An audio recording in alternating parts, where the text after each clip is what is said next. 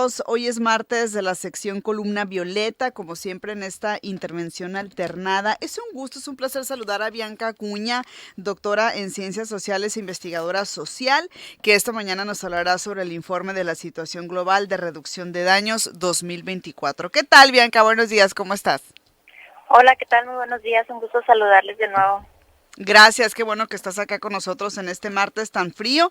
El informe de la situación global de reducción de daños. A ver, ¿de qué se trata este informe? Compártenos, Bianca, los antecedentes, por favor. Bueno, voy a decir así rápidamente como para Sí. recordar y para las personas que todavía no están enteradas, la reducción de daños es un conjunto de programas y políticas que tienen como fin, como su nombre lo dice, Ajá. reducir riesgos y daños por el consumo de sustancias. Este informe es un informe elaborado por el Harm Reduction International o es como un grupo de organizaciones, reducción de daños internacional, se podría traducir al español, que desde 2008 mapea las intervenciones de reducción de daños a nivel mundial y es importante porque a su vez en este mapeo que hace explica un poco cómo están cambiando las dinámicas de consumo de sustancias a nivel mundial y bueno, esa es como la relevancia, ¿no? Algunos aspectos importantes de este informe en esta edición 2024, pues tienen que ver cómo se está configurando el panorama de políticas de drogas a nivel mundial. Por un lado, expresa que conviven, en el caso latinoamericano, así rápidamente explico que se divide en Norteamérica, Latinoamérica, Europa, Asia, África y bueno, Australia, ¿no? Entonces hace un panorama así muy general de lo que está pasando a nivel mundial y voy a hacer énfasis en el caso de Latinoamérica.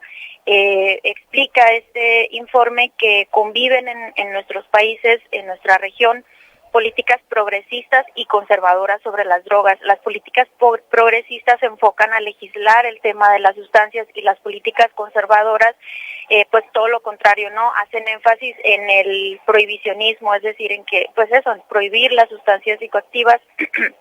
Y bueno, esta tendencia, según este informe, pues se reproduce así también al interior de los países, donde por un lado se habla de incorporar intervenciones de reducción de daños, pero también se refuerzan políticas punitivas, es decir, que castigan a las personas que tienen alguna relación con sustancias psicoactivas, como es el caso de nuestro país, ¿no? En nuestro país, en los planes y programas de estas instituciones a nivel nacional que se enfocan en legislar las políticas de drogas, pues se habla de la incorporación de la reducción de daños como un enfoque de salud pública para reducir riesgos y daños sobre el consumo, pero también en la vida real, como hemos visto en nuestro país, pues se hace esto que pasa ahora de militarizar las calles, por ejemplo, ¿no? Para combatir directamente el tema de las sustancias psicoactivas y bueno, según este informe, es la forma en cómo están conviviendo las políticas de drogas en países de Latinoamérica. Otro aspecto importante es que la inclusión de la reducción de daños en las políticas nacionales pues está como costando trabajo, ¿no? Algunos países como Brasil, Chile, Colombia, Costa Rica, México, incluso Puerto Rico y Uruguay, pues incorporan la reducción de daños en las regulaciones de las políticas de la lucha contra el VIH, la salud mental, la hepatitis C y otros, digamos que otros padecimientos originados por el consumo de sustancias. Otro aspecto importante es el impacto que tiene la sociedad civil en la reducción de daños. En el caso de nuestro país, pues la reducción de daños está liderada por organizaciones civiles que se ubican principalmente en la frontera norte de nuestro país, en Mexicali, Tijuana y Ciudad Juárez principalmente.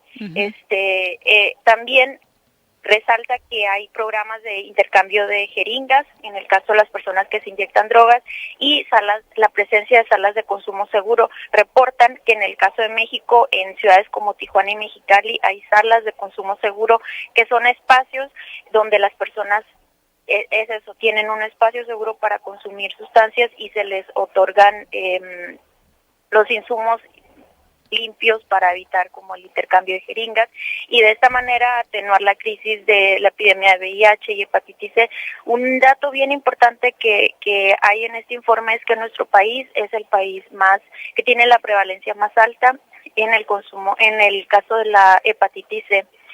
Se habla de que es el que tiene la prevalencia más alta a nivel de Latinoamérica, con un 76% aproximadamente, pero hay otros datos en otros informes donde se habla de hasta un 90% de que las personas que se inyectan sustancias tienen esta enfermedad, ¿no? Y creo que eso es algo como importante que hay como que tomar en cuenta, ¿no? ¿Estas salas de consumo seguro solamente están en Tijuana y en Mexicali, acá en México?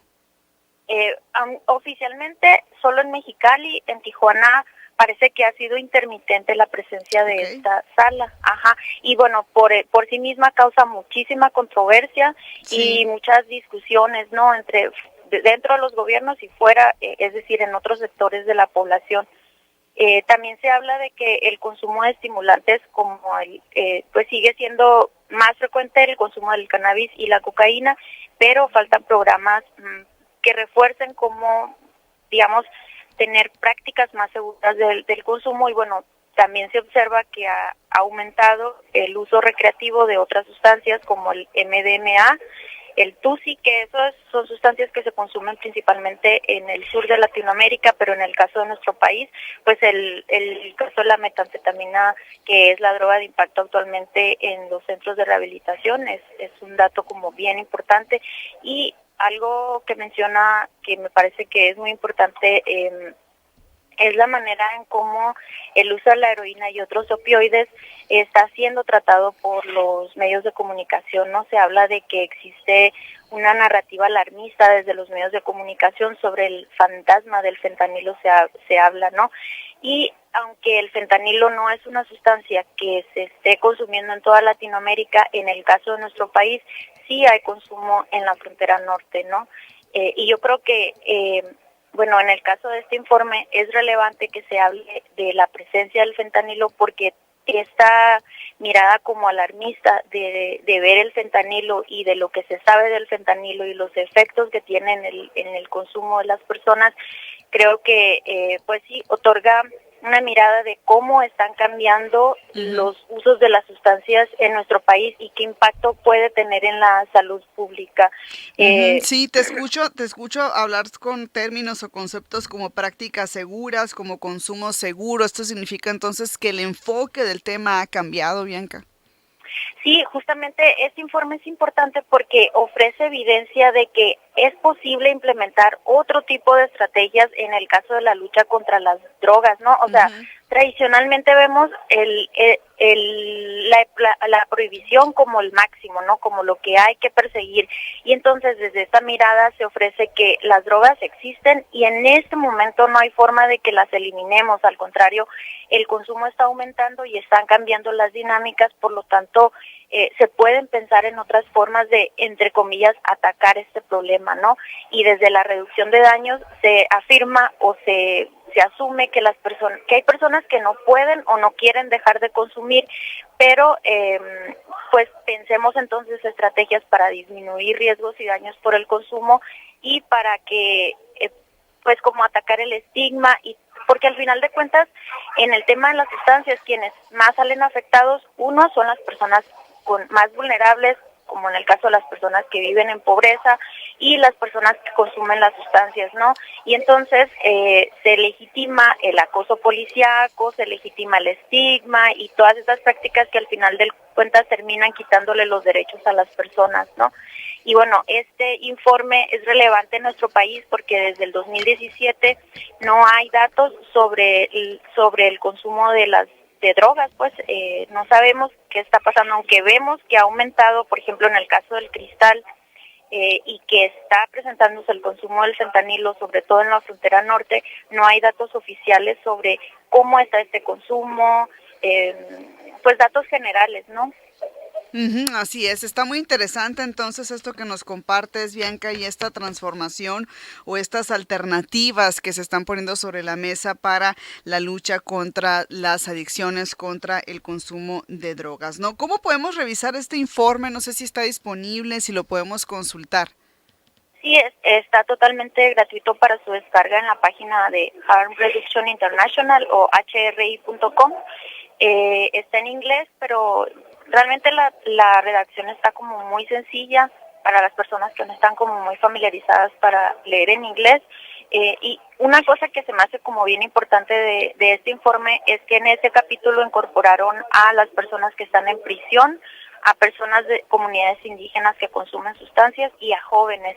Y aunque todavía no incorporan información de México, quizás también por la poca disponibilidad de datos, creo que es un esfuerzo importante porque ya se está pensando como de una mirada más amplia, pues estos otros sectores que usualmente quedan fuera, ¿no?, de los datos sobre las drogas. Ujú, muy bien, pues está interesante entonces, habrá que consultarlo y creo que es un tema y un enfoque también que no debemos de perder de vista para posteriores análisis. Bianca, muchísimas gracias como siempre por esta intervención alternada.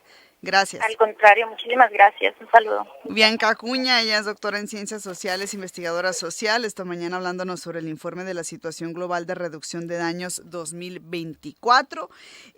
Muy interesante todo lo que nos comenta, todo lo que nos dice sobre el consumo, sobre las prácticas y sobre estas dinámicas, ¿no?, que se han ido transformando para el combate a las adicciones y de manera concreta al consumo de drogas.